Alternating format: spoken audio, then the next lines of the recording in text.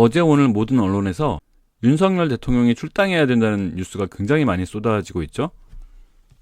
갑작스럽게 왜 이렇게 많은 출당 관련 뉴스가 나오는지 궁금해서 내용을 좀 살펴봤고, 그리고 과거에 비슷한 사례가 있었는지 한번 살펴봤는데, 박근혜 전 대통령이 출당되신 이후에 굉장히 비참한 선거 결과가 있었더라고요. 그러니까 이게 당시 박근혜 대통령은 지지율이 4에서 5%밖에 안 되는 대통령이었는데도 불구하고 출당에 대한 국민들의 분노가 너무나 커서 국민의힘 전신인 자유한국당은 보수정당 역사상 아마 가장 낮은 수치가 아닐까 싶을 정도로 아주 처참한 선거 참패를 기록했었거든요.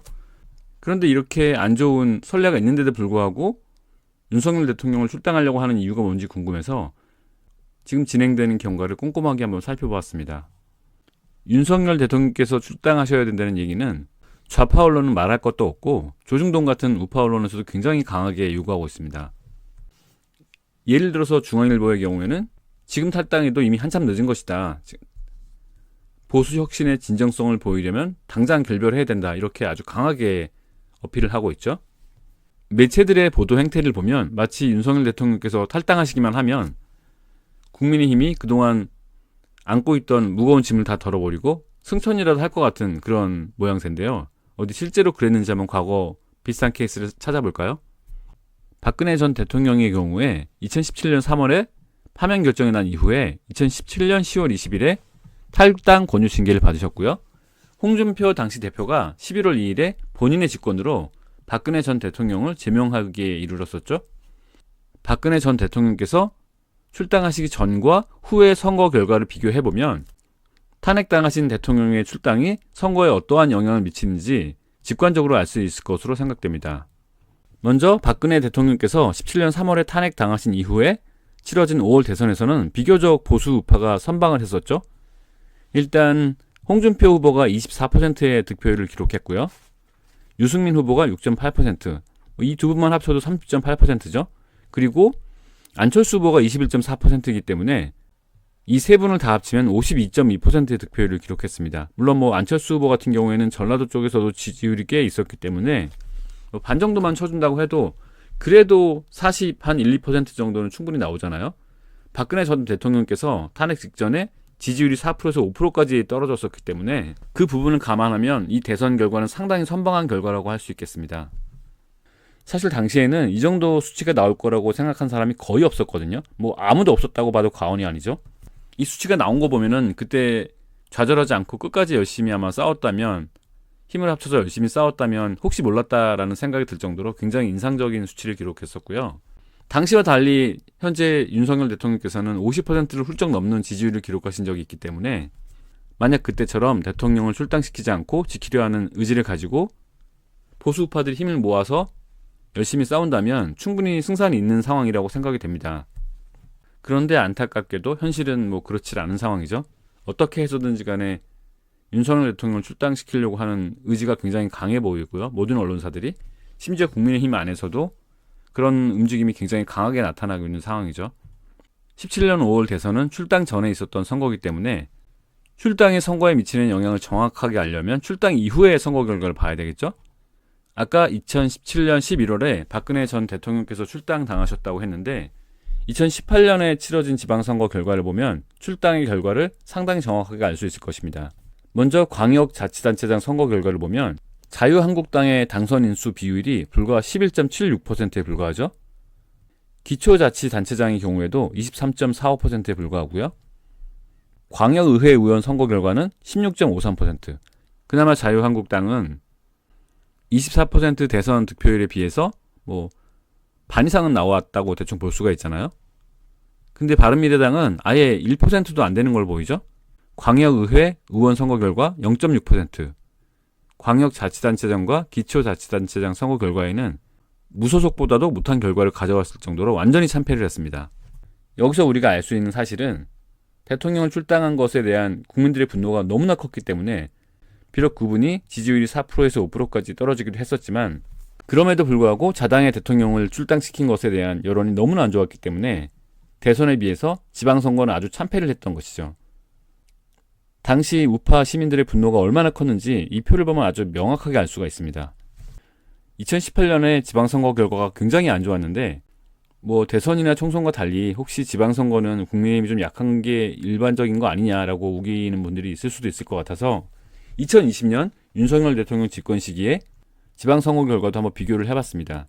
2018년에는 경상북도와 대구를 빼고 전국을 다 잃었잖아요. 14개 광역단체장 선거에서 모두 패했는데요.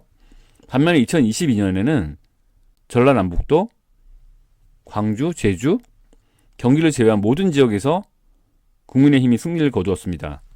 국민의힘이 원래 지방선거에 약한 게 아니라 그냥 2018년에 우파 유권자들의 분노가 워낙 컸기 때문에 대통령 출당에 대한 분노가 너무나 컸기 때문에 국민의힘의 전신인 자유한국당이 아주 참패를 했다고 볼 수 있겠죠. 그럼 이렇게 출당이 선거에 부정적인 영향이 있다는 것을 명확히 보여주는 사례가 있는데도 불구하고 국민의힘은 그리고 언론들은 도대체 왜 이렇게 미친 듯이 윤석열 대통령의 출당을 원하는 것인지 궁금하다는 생각이 들었는데요. 일단 한동훈이나 이준석이 출당을 원하는 것은 굉장히 당연한 현상이라는 생각이 들었습니다. 왜냐하면 전례에서 보듯이 윤석열 대통령께서 출당을 하시게 되면 국민들의 분노가 하늘을 찌를 것이기 때문에 굉장히 많은 분들이 같이 탈당을 하실 가능성이 있고 선거에서도 참패할 가능성이 굉장히 커 보이거든요. 그냥 지는 정도가 아니라 역사상 한 번도 본 적이 없는 극단적으로 낮은 보수 득표율을 기록할 것으로 예상이 되거든요. 만약 그렇게 되면 대선 참패의 책임을 물어서 김문수 후보와 그 관련자들 그리고 당권에 가까운 분들을 전부 다 축출해낼 수가 있겠죠. 한동훈이. 그렇게 되면 한동훈이 당권을 장악하고 곧이어 치러질 지방선거 공천권 등을 휘두르면서 당을 완전히 장악할 수 있는 기회를 잡을 수가 있단 말이죠. 제가 이렇게 추론을 한 것은 지난 주말에 한덕수 후보와 김문수 후보 간에 아주 치열한 경쟁이 벌어졌었고요. 거의 뭐 국민의힘 전체가 난리가 났었잖아요. 근데 그 와중에도 한동훈 후보는 마치 본인이 지금 당장 대권에 도전하거나 당권에 도전하기라도 하는 것처럼 굉장히 열심히 당원, 그것도 책임 당원을 모집하고 있었거든요. 여기에는 부산에서 책임 당원을 모집하는 내용이 나와 있는데 저는 사실 서울에서 쌍권 퇴진 촉구 집회 촬영을 갔다가 국민의힘 당사 인근에서 당원 모집하는 거를 봤거든요. 그래서 그때는 사실 지금 상황이 저럴 상황이 아닌데 무슨 생각으로 당원을 모집하지라고 생각을 했는데 지금 생각해 보니까 대선에서 지는 상황을 예견하고 뭐 대선에서 질 거라고 예상을 하고 있다는 얘기죠. 또는 이길 것 같으면 뭐 윤석열 대통령을 출당하라고 강하게 요구해서 결국 출당이 되시면 결국은 질 거다. 뭐 그런 상황을 만들어서 그런 다음에 당에 남아있는 힘이 있는 사람들을 대선 참패의 책임을 물어서 전부 내쳐버리면 본인이 당을 좌지우지할 수 있는 거잖아요. 그런 상황이 올 것을 예견하고 미리 당권을 장악할 수 있는 준비를 하고 있는 게 아닌가 그런 생각이 들었습니다. 여기 보시는 것처럼 책임 당원이 되면 대통령 선거나 시도지사 선거에 국민의힘 후보를 결정하는 데 참여할 수가 있고 당 대표나 최고위원 선출을 할 수도 있고요. 또는 본인이 당원 협의회의 임원이 될 수가 있잖아요. 그러니까 책임 당원을 많이 만들 수가 있으면 나를 지지하는 책임 당원을 많이 만들 수가 있으면 내가 당권을 장악하는 데 굉장히 큰 도움이 된다는 것이죠. 그래서 한동훈은 조만간 본인이 당권을 장악할 수 있는 절호의 기회가 온다고 생각을 해서 그 기회를, 그 가능성을 극대화하기 위해서 본인의 측근인 김용태를 이용해서 출당을 아주 강하게 요구하고 있는 것이 아닌가 생각이 됩니다. 만약에 윤석열 대통령께서 출당이 되시기만 한다면 대선 참패는 거의 100% 확실하다고 볼 수가 있겠고요. 그 책임을 물어서 힘 있는 자들을 모두 내쳐버리고 본인이 당권을 장악할 수가 있다는 것이죠. 대선은 당연히 관심도 없는 것이고 본인이 나갈 수도 없는데 뭐 대선 이겨서 뭐 하겠어요. 차라리 대선 치고 한동훈 본인이 당권을 장악하는 게 더 중요하다고 생각을 하는 거겠죠. 이 대목에서 정말 안타까운 거는 김문수 후보는 아니잖아요. 김문수 후보는 본인이 대통령이 돼야 되는데 한동훈을 껴안는다는 조건으로 만약에 김용태가 시키는 대로 김용태가 주장하는 대로 윤석열 대통령을 출당하게 되면 가장 큰 피해를 보는 거는 윤석열 대통령과 그 지지자들 그리고 김문수 후보 본인이란 말이죠. 대선에서 치면 당연히 후보가 가장 큰 피해를 보는 거 아니겠어요? 결코 김문수 후보와 한동훈은 같은 배를 탄 게 아닌데 사실상 적이나 마찬가지인데 이장무보다도 사실은 더 위험한 사람일 수 있단 말이죠. 왜냐하면 김문수 후보가 잘못될수록 한동훈은 큰 이익을 볼 수 있는 그런 구조이기 때문에 말이죠. 그런 부분을 염두에 두셨으면 좋겠습니다.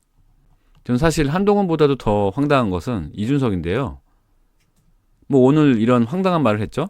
작은 것이 그러니까 이준석이 큰 것, 김문수 후보를 흡수하는 역발상 단일화를 해야 1위인 이재명 후보를 꺾을 수도 있다. 뭐 이런 말도 안 되는 얘기를 했는데 뭐 본인도 이게 말도 안 되는 얘기인 거 알겠죠. 아는데 만약에 단일화를 할 경우에 조금이라도 더 큰 파일을 받기 위해서 이런 억지를 부리는 것이겠죠.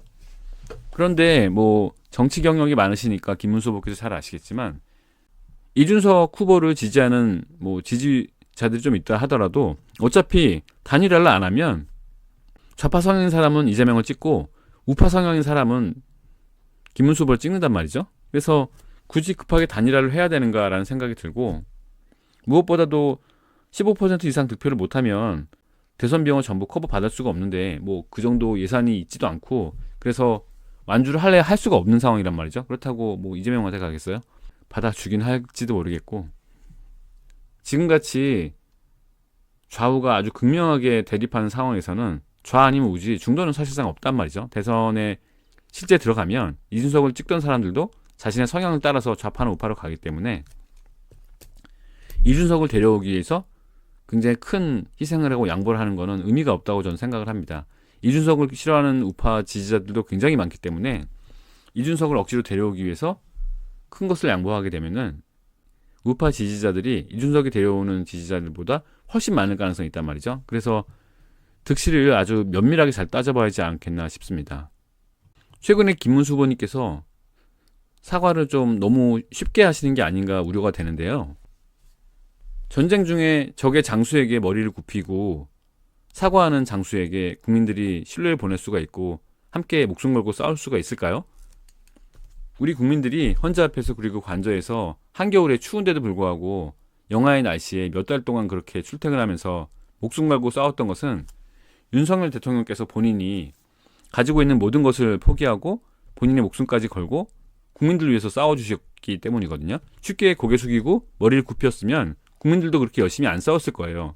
그런데 지금 김문수 후보님께서 보이는 모습을 보면은 윤석열 대통령께서 느꼈던 그런 결기 같은 게 전혀 느껴지질 않거든요. 정작 상대방은 매국 행위와 부정선거 등에 대해서도 전혀 뭐 검증하려고도 하지 않고 그런 의혹들, 잘못들에 대한 사과를 전혀 안 하고 있는데 그런 심각한 잘못에 대해서는 지적도 안 하면서 그것을 막기 위해 했던 개헌만 사과를 하면 이걸 어떤 보수우파 국민들이 납득을 하겠습니까? 마치 비교를 하자면 내가 친구들하고 싸우다가 깡패 같은 애들한테 한 10대, 20대 맞다가 참다 못해서 서너 대 때렸어요. 근데 우리 부모님이 그 때린 조폭 같은 애들 부모님한테 가서 무릎 꿇고 사과를 하고 저한테도 사과를 하라고 하면 제가 우리 부모님을 믿고 따를 수가 있겠어요? 제가 보기에는 김문수 후보께서 좌파들을 향해서 또는 이제 김문수 후보 캠프에서 좌파들을 향해서 사과를 하는 모습은 조폭한테 두들겨 맞은 내가 잘못했다고 조폭 부모한테 사과하는 그런 모습처럼 보이거든요. 그래서 이런 경우에는 국민들이 신뢰할 수가 없기 때문에 당연히 지지율이 굉장히 떨어지는 요인이 될 거라고 생각이 듭니다. 사과라는 것은 내가 상대방보다 훨씬 더 큰 잘못을 했을 때 하는 거고요. 상대방이 훨씬 더 큰 잘못을 했으면 상대방 사과를 먼저 받고 그리고 나서 내 잘못에 대해서 사과라는 게 맞다고 생각합니다.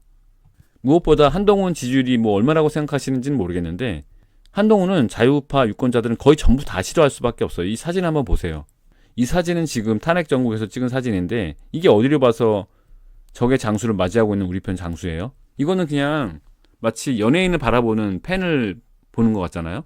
존경하는 지도자나 존경하는 연예인, 내가 사랑하는 연예인을 바라보는 표정 같지 않나요? 한동훈은 제가 보기엔 그냥 좌파 아닌가라는 생각이 들고 윤석열 대통령께 했던 행동을 봐도 그리고 이재명 대표에게 하는 행동, 말을 보면은 전혀 우파라는 생각이 안 들거든요. 무엇보다 자기를 그렇게 오랫동안 키워준 대통령을 선배를 그렇게 단칼에 배신할 수 있는 거는 아무나 할 수 있는 일이 아니란 말이죠. 이렇게 자신을 오랫동안 키워준 윤석열 대통령도 배신한 한동훈이 과연 김문수 후보님은 배신하지 않을까요? 저는 아니라고 생각하거든요. 김문수 후보님께서도 정치 경력이 굉장히 많으시니까 그 부분은 잘 생각을 하셔야 되지 않을까 싶습니다. 한동훈을 잘못 들이면 한동훈을 따르는 지지자들 몇 명 데려오기 위해서 한동훈을 너무너무 싫어하는 윤석열 대통령의 지지자들이 다 나가는 그런 극단적인 상황을 가져올 수가 있고 제가 보기엔 거의 99.9% 그렇게 될 것 같거든요. 박근혜 대통령 때는 지지율이 4에서 5%밖에 안 됐는데도 불구하고 출당을 하고 나서 당이 완전히 선거에서 참패를 했었는데 50%도 넘는 지지율을 가지고 있던 대통령을 출당을 한다? 그것도 그 대통령 등 뒤에 칼을 꽂았던 배신자를 지키기 위해서 그 배신자 대변인의 말을 듣고서 그런다면 제가 보기에는 이번 대선에서는 대한민국 역사상 다시는 볼 수 없는 가장 낮은 수치의 득표율을 기록하게 되실 수도 있을 것 같습니다. 그 책임은 전적으로 김문수 후보에게 있다고 지적을 하면서 한동훈은 김문수 후보를 숙청하려고 하겠죠. 뭐 그렇게 해야 본인이 당권을 잡을 테니까요. 5월 2주차에 조원 CNI 여론조사를 보면은 6.3 대선 가상 3자 대결에서 이재명이 42%인데 김문수 후보가 37.6%, 이준석 후보가 4%대의 지지율을 기록하는 것으로 보이죠. 이건 정말 충격적인 수치가 아닐 수가 없는데, 대구 경북에서 이재명한테 진다? 대구 경북에서 이재명한테 지는데 무슨 수로 대선에서 이길 수가 있겠어요? 박근혜 대통령 탄핵 정국에서 박근혜 대통령을 출당시키고 나서, 그리고 나서도 지방대선에서 참패할 때 그때도 대구 경북은 이겼단 말이에요. 그런 지역이 대구 경북인데 이런 지역에서도 이렇게 지면, 그것도 거의 5% 가까운 격차로 지면 과연 대선에서 희망이 있을까 좀 우려가 되고요. 이게 왜 이런 말도 안 되는 숫자가 나왔는지 김문수 후보 캠프에서는 심각하게 받아들일 필요가 있다고 생각합니다. 물론 이 수치가 보면은 그나마 좀 지난번 조사보다는 결과치가 좀 좋아진 거기 때문에 희망은 있다고 생각을 하고요. 어쨌든 이런 수치가 나왔다는 거는 대구 경북의 그 보수 우파의 성지에서도 김문수 후보에 대해서 그렇게 인심이 좋지 않다는 것을 깨달으셔야 되고, 왜 그런지를 철저하게 분석을 하셔야 되는데, 이렇게 낮은 수치가 나온 게 한동훈이나 이준석을 안 받아서가 아니란 말이죠. 제가 볼 땐 정반대로 보인단 말이죠. 왜 그런지는 다음 장에서 설명을 드리겠습니다. 똑같은 조원 CNI 조사에서 1월 달엔 이런 결과가 안 나왔어요. 대구 경북은 말할 것도 없고 전국 평균 여론조사 결과에서도 김문수 후보가 이재명 후보를 이겼단 말이죠. 46.4% 대 41.8%로 거의 5% 가까운 격차로 김문수 후보가 이재명 후보를 지지율에서 이겼었단 말이죠. 근데 이때 왜 그랬을까 생각을 해보면, 당시에는 12.3 비상계엄 사태 사과할 때 김문수 장관 혼자만 사과하지 않고 강한 모습을 보였었어요. 그러니까 이때는 보수 우파 유권자들이 김문수 후보는 윤석열 대통령을 끝까지 지켜줄 사람이다, 꼿꼿한 사람이고 강직한 사람이고 원칙을 지키는 사람이다라고 믿었던 거죠. 보수 우파의 리더가 될 자격이 있다고 봤기 때문에 지지율이 이렇게 높았던 것인데, 지금은 뭐 한동훈도 껴안고 이준석도 껴안고 사실상 반윤이잖아요. 이거는 뭐 반 이재명 캠프라고 말씀을 하시는데, 한동훈이 아까 사진 보셨잖아요. 또 이재명 대표하고 얘기할 때 그렇게 사이가 나빠 보이질 않아요, 한동훈하고 이재명은. 그리고 이준석이 문재인 정권에서 문재인한테 했던 태도를 보면은 선생님 만난 학생처럼 보이는 그런 수준이었거든요. 이 사람들은 사실은 좌파들하고 더 잘 지내고 공격은 우파만 하는, 우파 대성으로만 공격을 하는 사람들인데, 이 사람들이 껴안겠다는 거는 반 이재명 캠프를 만드는 게 아니라 반 윤석열 캠프를 만드는 걸로밖에 안 보인단 말이죠. 국민들 그렇게 만만하고 무식하지 않아요, 김문수 후보님. 그렇게 어리숙하게 박근혜 대통령 탄핵되실 때처럼 정치인들이 하는 말 액면 그대로 받아들여주고 믿어주지 않는다고요, 김문수 후보님. 한번 당했기 때문에 이제 보수 유권자들도 생각이란 걸 할 줄 알고 어떤 말이 거짓말이고 어떤 말이 진실인지를 구분할 줄 안단 말이죠. 그래서 더 이상 한동훈이나 이준석이 말도 안 되는 억지 주장을 받아주시면서 윤석열 대통령 및 그 지지자들을 배척하시면 돌이킬 수 없는 아주 끔찍한 대선 참패 결과가 올 수 있다는 것을 인식을 해주셨으면 좋겠습니다. 몇 달 동안 이 추운 날씨에 지금 뭐 김보근 목사님 15일 단식 투쟁 뭐 이 부분이 보이는데, 사실 이거보다 훨씬 더 오래 하셨고, 또 어떤 분들은 한 달 가까이 단식하신 분들도 있었고요. 뭐 비닐 한 장 깔고 몇 달 동안 뭐 눈이 펑펑 쏟아지고 그럴 때도 저 현장을 지켰잖아요. 관저에서도 그렇고 헌재 앞에서도 그렇고. 저렇게 단식하면서 자신의 모든 것을 팽개치고 몇 달 동안 고생을 하신 거는 윤석열 대통령을 배신한 한동훈이 당권 잡고 목에 힘주라고 그렇게 한 거 아니거든요. 그런 모습 보려고 우리가 이렇게 몇 달 동안 추운 날씨에 엄청나게 고생하면서 국가를 살리기 위해서 싸운 게 아니란 말이죠. 근데 이렇게 열심히 노력하셨던 분들이 윤석열 대통령을 배신한 한동훈 같은 사람들이 당권을 잡는 국민의힘에 표를 줄 거라고 생각하세요?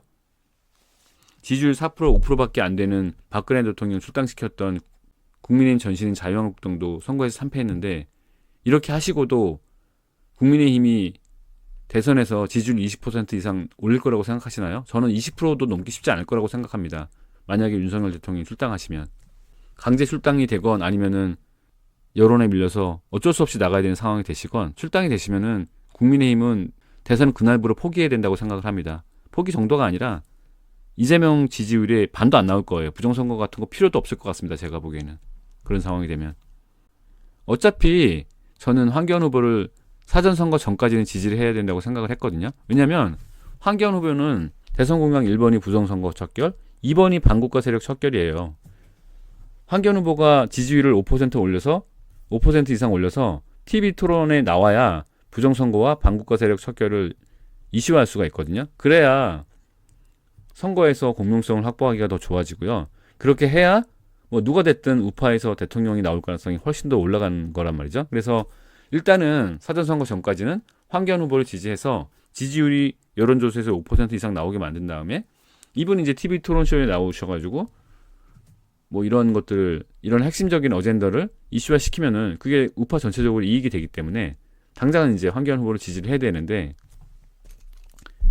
지금처럼 윤석열 대통령을 강하게 질타하고 윤석열 대통령과 거리를 두면서 출당을 계속 요구하는 상황이라고 한다면 더더욱 황교안 후보를 더 열심히 지지해야 된다고 생각합니다. 뭐 윤석열 대통령께서 계엄하신 이유가 부정선거 및 반국가 세력 척결인데, 황교안 후보의 10대 공약을 보면 1번, 2번 공약이 그거잖아요.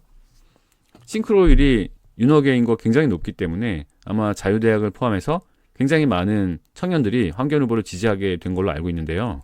당장 어제만 해도 자유대학의 박준영 부대표, 그리고 예프, YEFF 있죠. 2030 부정선거 파이터즈의 부대표도 황교안 후보의 캠프에 합류를 했잖아요. 그래서 아마 청년들이 황교안 후보를 적극적으로 지지할 것으로 보이고요. 황교안 후보의 지지율이 계속 올라가야, 그래야 김문수 후보 캠프나 아니면 한동훈 같은 사람들이 좀 경각심을 가져서 윤석열 대통령을 배척하는 행동을 좀 자제하지 않을까라는 생각이 듭니다. 윤석열 대통령께서 대선에서 승리한 것은 안철수와 선거 직전에 단일화하신 것이 굉장히 컸거든요. 그러니까 이제 미리 뭔가 표를 준비를 해야 되잖아요. 박주현 변호사 말을 빌리자면 미리 만들어놨던 표가 부족하기 때문에 갑자기 안철수 후보가 사퇴를 하면서 단일화를 하면서 표를 새로 만들어야 되잖아요. 근데 미리 만들어놓은 표가 없다 보니까 급하게 만들다 보니까 급하게 만들어서 급하게 공수하다 보니까 소쿠리에 그 표가 담겨 있었고, 소쿠리에 담겨 있다 보니까 그 표가 적발이 돼가지고 무효화되면서 아주 아슬아슬하게 윤석열 대통령이 승리할 수 있었다. 뭐 이렇게 얘기를 하시더라고요. 만약에 이번에도 이제 그런 시나리오가 현실화가 될 수가 있으면 우파 후보가 대선에서 승리하는 데 도움이 많이 될 거기 때문에 그런 점을 고려를 해도 황교안 후보를 일단 사전선거 전까지는 적극적으로 지지를 해서 최대한 지지율을 올리는 데 집중해야 되겠다는 생각이 듭니다. 그렇게 해놓은 상태에서 제가 정말 바라는 것은 김문수 후보께서 윤석열 대통령을 배척하지 마시고 오히려 윤석열 대통령과 지지자들을 기반으로 해서 지지율을 최대한 높여서 대선에서 승리하시는 것이죠. 물론 이제 그렇게 하기 위해서는 서로 절대 함께 갈 수 없는 한동훈은 좀 거리를 두셔야 될 거고, 이준석도 굳이 받아들이시지 않는 것이 유리할 것이라고 생각합니다. 오늘은 이만 마치겠습니다. 감사합니다.